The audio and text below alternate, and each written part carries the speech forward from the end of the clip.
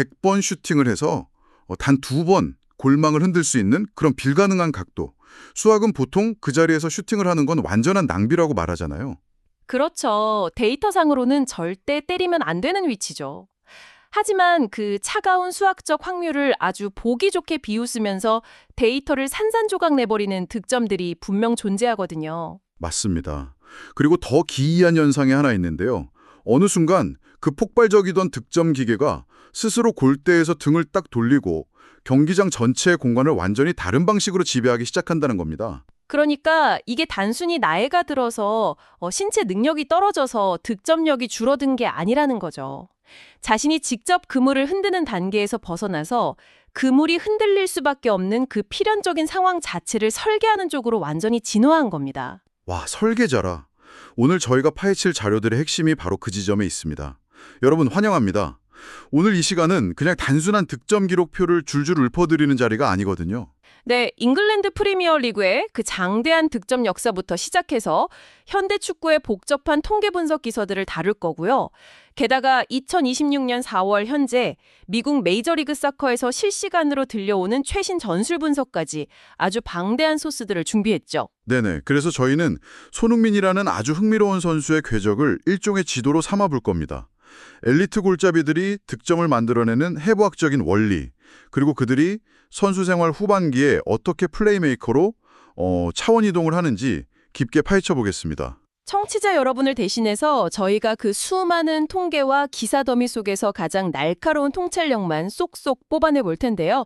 첫 번째 자료부터 아주 배타적이고 은밀한 세계로 들어갑니다. 바로 프리미어리그 역사상 가장 입장하기 힘들다는 그 구역, 100골 클럽이죠. 1992년 출범 이후에 정말 셀 수도 없이 많은 스타들이 잉글랜드 무대를 밟았잖아요. 그런데 2025년 9월 기준으로 이 고지를 밟은 선수가 단 33명뿐이더라고요. 네, 프리미어리그의 역사를 생각하면 엄청나게 적은 숫자죠. 124경기 만에 100골을 달성한 최단 기록 보유자 앨런 시어러의 260골이 있고요. 또 해리 케인의 213골, 그리고 23세 133일이라는 진짜 대학생 나이에 최연소 100골을 달성한 마이클 오원 같은 이름들이 이 명단에 있습니다. 진짜 하나같이 축구 역사에 굵직하게 박힌 전설들이네요. 그렇죠. 그런데 참 재미있는 게 이 33명이라는 극소수의 명단 안에서도 완전히 다른 차원의 난이도를 뚫어낸 이른바 VVIP 그룹이 따로 존재하더라고요. 저도 제공된 자료를 보면서 솔직히 제 눈을 의심했습니다. 그 100골을 넣은 33명 중에서 페널티킥 득점이 단 한 골도 없는 선수가 딱 6명뿐이더라고요. 사디오 마네, 앤디 콜, 피터 크라우치, 에밀 헤스키, 레스 퍼디난드, 그리고 라이언 긱스. 와, 이게 전부입니다. 페널티킥의 성공 확률이 통계적으로 보통 75%를 훌쩍 넘거든요. 11m 거리에서 아무 방해물 없이 골키퍼와 1대1 맞서는 거니까 사실상 수학적으로 가장 안전하고 확실한 득점 루트죠. 팀의 전담 키커를 맡는다는 것 자체가 득점 볼륨을 기하급수적으로 끌어올릴 수 있는 엄청난 특권이잖아요. 맞아요. 그런데 이 6명은 그 혜택을 단 한 번도 누리지 않았다는 겁니다. 오직 인플레인 상황에서만 100골을 채웠다는 뜻이죠. 이게 진짜 비유하자면 마치 시험에서 보너스 점수나 객관식 찍기 찬스 하나도 없이 오직 주관식 서술형으로만 꽉 채워서 100점 만점을 받은 것 같네요. 필드골만으로 100번을 넣으려면 매번 수비수들의 견제를 온몸으로 뚫어내야 하잖아요. 정확히 그 지점입니다. 센터백들과의 거친 물리적 경합을 실시간으로 다 이겨내고 또 예측할 수 없는 타이밍에 쏟아지는 태클도 피해야 하고요. 때로는 골대를 등진 아주 불리한 상태에서 억지로 턴을 만들어 슈팅 각도를 빚어내야만 하거든요. 와, 페널티킥이 완전히 정지된 상태에서 쏘는 깔끔한 사격이라면 이 6명의 100골은 말 그대로 난전 속에서 살아남은 처절한 생존 기록이네요. 그래서 여기서 아주 근본적인 의문이 하나 생기는 겁니다. 단순히 누적된 득점 숫자, 그러니까 엑셀표에 찍힌 100이라는 그 숫자만으로 최고의 스트라이커를 온전히 정의할 수 있을까요? 확실히 양이 같더라도 어떤 선수의 골이 유독 더 비현실적이고 치명적으로 체감되는 이유가 따로 있을 것 같거든요. 바로 그걸 설명하기 위해 현대 축구가 들고 나온 무기가 있습니다. 득점의 양이 아닌 질, 그리고 확률을 측정하는 통계죠. 매 시즌 최고의 득점자에게 주는 황금색 축구화, 골든부트의 역사를 살펴보면 이 차이가 서서히 보이기 시작합니다. 아, 골든부츠요? 티에리 앙리와 모하베드 살라가 각각 4회 수상으로 최다 기록을 갖고 있잖아요. 그리고 또 엘링 홀란이 2022년 23시즌에 보여준 36골 대기록도 절대 빼놓을 수 없고요.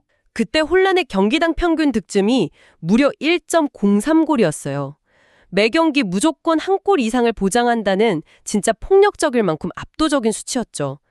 반면에 2008년 2009 시즌에 니콜라 아넬카는 역대 최저인 19골로 단독 득점왕에 오르기도 했고요. 아, 참고로 그 골든부트 수상자는 자신이 넣은 골 1골당 1000파운드를 자선단체에 기부하는 훈훈한 전통이 있던데 아넬카 선수는 기부금을 꽤 많이 아꼈겠네요. 하하, 뭐 그렇게 볼 수도 있겠네요.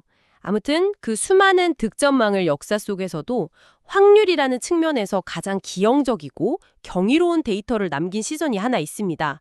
바로 2021-22 시즌이죠. 아, 손흥민 선수가 아시아인 최초로 골든부트를 공동 수상했던 바로 그 시즌이군요. 이때 살라와 손흥민이 나란히 23골을 넣었는데 자료를 보니까 이 두 선수의 득점을 기대 득점, 그러니까 XG 모델로 뜯어본 내용이 흥미롭더라고요. 네, 청취자분들을 위해 짧게 짚고 넘어가면 이 XG가 특정 위치와 상황에서 슈팅했을 때 골이 들어갈 수학적 확률을 계산한 값이잖아요. 슈팅 지점, 거리, 각도, 수비수 숫자 등 수만 건의 과거 데이터를 분석해서 0과 1 사이의 값으로 도출하죠. 1에 가까울수록 완벽한 오픈 찬스고 0에 가까울수록 득점이 불가능한 찬스라는 거네요. 당시 공동 득점왕 살라의 시즌 전체 기대 득점이 23.7이었고 실제로 딱 23골을 넣었다고 나와 있어요. 맞습니다. 데이터 과학자들이 아주 편안하게 꿀잠을 잘 수 있는 정말 깔끔한 결과죠. 수학적 예측치와 실제 결과가 완벽하게 일치했으니까요. 오픈 찬스를 차곡차곡 골로 연결하는 아주 정석적인 득점 기계의 모습입니다. 그런데 손흥민 선수의 기록을 보면 거의 컴퓨터가 에러를 일으킬 수준이더라고요. 똑같이 23골을 넣었는데 시즌 XG 수치가 불과 15.8이었습니다. 15.8이라는 건 통계적으로 그가 맞이했던 슈팅 찬스들의 질을 다 종합해 봤을 때 일반적인 프로 선수라면 딱 15골에서 16골 정도만 넣었어야 정상이라는 의미거든요. 그런데 거기서 무려 7골을 더 뽑아낸 겁니다. 제가 이해가 안 되는 게 바로 그 지점이에요. XG가 15.8인데 23골을 넣었다면 그 시즌 내내 엄청나게 운이 좋았다는 뜻인가요? 막 수비수 몸에 맞고 굴절되거나 골키퍼가 치명적인 실수를 연발했다거나요? 아니요, 운이 좋았던 게 아닙니다. 오히려 수학적 모델 자체가 이런 특수한 선수의 결정력을 제대로 담아내지 못하는 근본적인 사각지대를 가지고 있는 거죠. 전형적인 통계 모델의 맹점이라고 볼 수 있습니다. 아, XG 모델 자체가 완벽하지 않다는 거군요. 그렇죠. 이 모델은 선발 라인업에 오르는 평균적인 프로 선수의 신체 능력과 결정력을 기준으로 삼거든요. 제공된 분석 기사를 보면요. 1라운드 맨시티전 득점의 XG가 0.04였습니다. 똑같은 상황에서 100번 슈팅을 때리면 4번 들어갈까 말까 한 확률이에요. 세상에, 4번이요? 그런데 3라운드 와포드전은 심지어 0.0이었다면서요? 100번 차서 단 2번 들어갈 확률을 뚫어버린 거잖아요.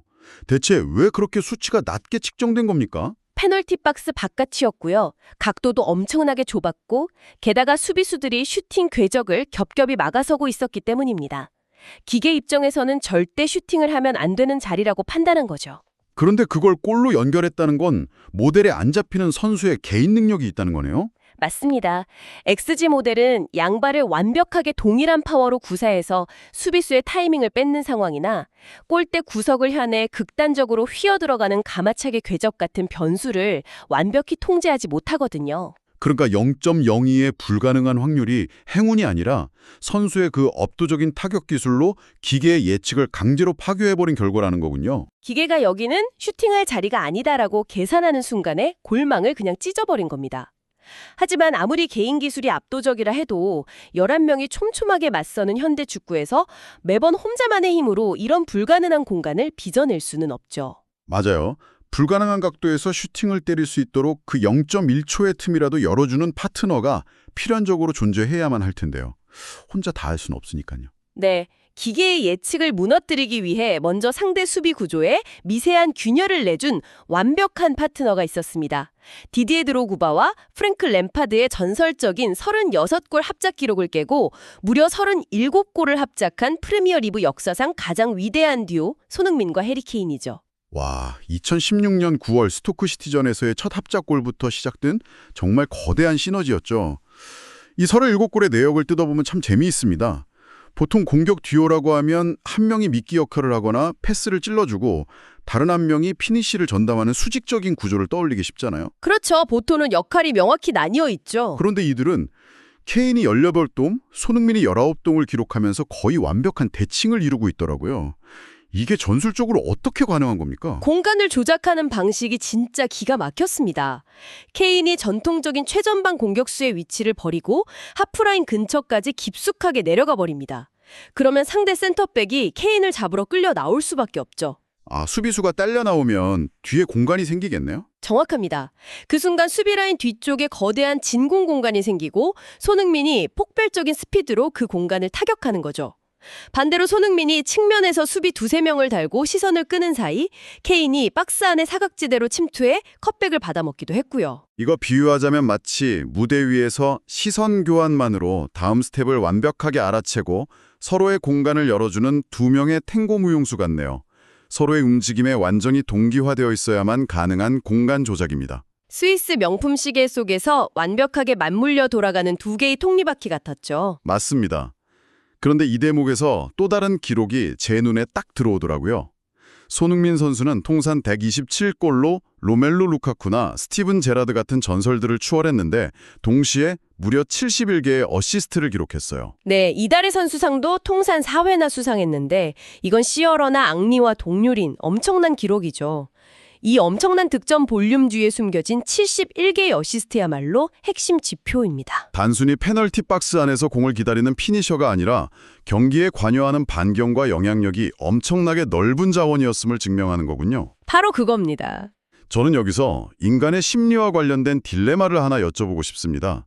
보통 득점왕 타이틀을 거머쥘 정도의 엘리트 스트라이커라면 본능적으로 골대에 대한 강렬한 집착과 어떤 극단적인 이기심을 가져야 하는 거 아닌가요? 그렇죠. 스트라이커의 본능이라는 게 있으니까요. 스포트라이트를 받는 피니셔에서 동료를 살리는 이타적인 조력자로 무게중심을 옮긴다는 건 단지 전술적 위치 변경이 아니라 자기 자신의 강렬한 자아를 완전히 꺾어야 하는 아주 고통스러운 과정으로 보이거든요. 네, 공격수에게 그 자아의 해체는 곧 신체적 에이징 커브와 함께 찾아오는 가장 가혹한 시험대입니다. 본능적으로 그물망만 보던 시야를 거두고 경기장 전체의 공간과 동료의 속도를 계산하는 쪽으로 시야를 넓히지 못하면 나이가 들면서 그대로 도태되죠. 득점력에 떨어지면 설 자리가 없어지니까요. 맞습니다. 하지만 손흥민 선수는 이 고통스러운 전환을 아주 성공적으로, 그것도 2020년 현재 진행형으로 증명해내고 있습니다. 그 증명의 무대가 바로 지금 2026년 4월 미국 메이저리그 사커입니다. 로스앤젤레스 FC도 무대를 옮긴 뒤 들려온 최근 10경기의 기록을 보면 언론이 자극적으로 물어뜯기 딱 좋은 수치가 떴더라고요. 리그 10경기 무득점이라는 타이틀이죠. 네, 리그 10경기 무득점. 이거 겉으로만 보면 전형적인 노쇠화 혹은 심각한 골 침묵 위기라고 딱 판단하기 십상 아닙니까? 그게 바로 숫자 0이라는 함정입니다. 득점이라는 표면적 수치만 보면 당연히 위기론이 나올 수 있죠. 하지만 실제 경기장 안에서 벌어지고 있는 진실은 완전히 그 반대입니다. 진실은 다르다. 네, 그는 현재 리그 득점이 없는 대신 무려 10개의 어시스트를 기록하면서 팀 공격의 척추 역할을 완벽하게 수행하고 있습니다.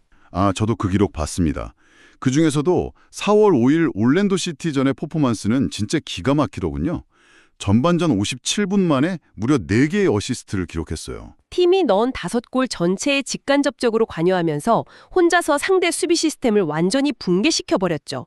단 한 골도 직접 넣지 않고요. 마르크도스 산토스 감독 체제 아래서 그에게 도대체 어떤 임무가 주어진 건가요? 어떻게 이런 플레이가 가능해진 거죠? 도스 산토스 감독은 손흥민의 축구 지능이 어느 경지에 올랐는지 정확히 간파한 겁니다. 그를 전방에 고정된 득점 기계로 소모하지 않았어요. 대신 전방과 중원, 측면을 자유롭게 배회하는 로밍 플레이메이커, 즉 방랑하는 지휘자 역할을 부여했습니다. 전술의 방점이 슈팅에서 창조로 완전히 이동한 거네요. 최신 분석 기사들을 보니까 그 역할의 최대 수혜자가 바로 왼쪽 박스 안 침투에 특화된 동료 공격수 드니 부앙가라고 하더라고요. 네, 맞습니다.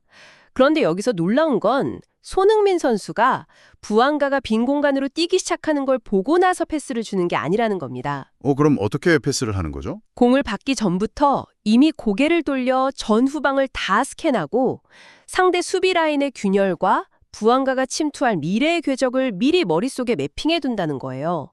그러니까 공을 잡고 빈 곳을 찾는 딜레이가 전혀 없는 거죠. 시선 교환 한 번만으로 수비수들이 도저히 반응할 수 없는 템포에 킬 패스를 찔러 넣는 거군요. 과거 자신이 직접 타격했던 수비수들 사이에 그 바늘구멍 같은 틈을 이제는 동료의 득점을 위한 길로 활용하고 있는 거네요. 그 결과가 현재 MLS 전체에서 빅찬스 창출 1위를 아주 압도적으로 달리고 있다는 사실로 증명되고 있습니다. 와, 이거 비유를 좀 해보자면요. 미슐랭 3스타 레스토랑의 메인 셰프가 주방 불판 앞에서 막 땀 흘리며 직접 고기를 굽고 플레이팅을 하던 걸 멈춘 느낌이네요. 오, 아주 흥미로운 비유인데요. 네, 요리하는 걸 멈추고 다이닝홀 중앙으로 걸어 나온 겁니다. 자신이 직접 칼질을 하지 않아도 주방 전체의 동선, 재료가 서빙되는 타이밍, 심지어 홀에서 음식을 기다리는 고객의 경험 전체를 오케스트라처럼 지휘하는 총괄 디렉터로 거듭난 거죠. 요리 하나를 완벽하게 만드는 사람에서 레스토랑의 구조 전체를 지배하는 사람으로 차원이 달라진 거잖아요. 아주 명확한 비유입니다. 이 진화 과정이 정말 경이로운 이유는요. 과거 XG 0.02의 불가능한 고를 가능하게 했던 그 압도적인 공간 지각 능력과 시야가 사라진 게 결코 아니라는 데 있습니다. 그 무기를 자신이 돋보이는 데 쓰느냐, 팀 구조 전체를 살리는 데 쓰느냐, 그 스위치만 스스로 전환한 거군요. 맞습니다. 득점왕 출신의 선수가 자신을 비워내고 철저히 이타적인 설계자가 되었다는 것, 이게 바로 이 선수가 보여주는 진정한 위대함이죠.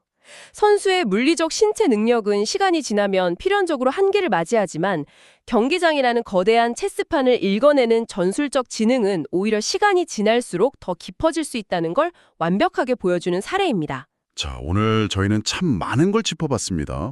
배타적인 100골 클럽의 영광스러운 기록에서 출발해 차가운 수학적 확률인 XG를 무너뜨리는 득점의 질을 따져봤고요.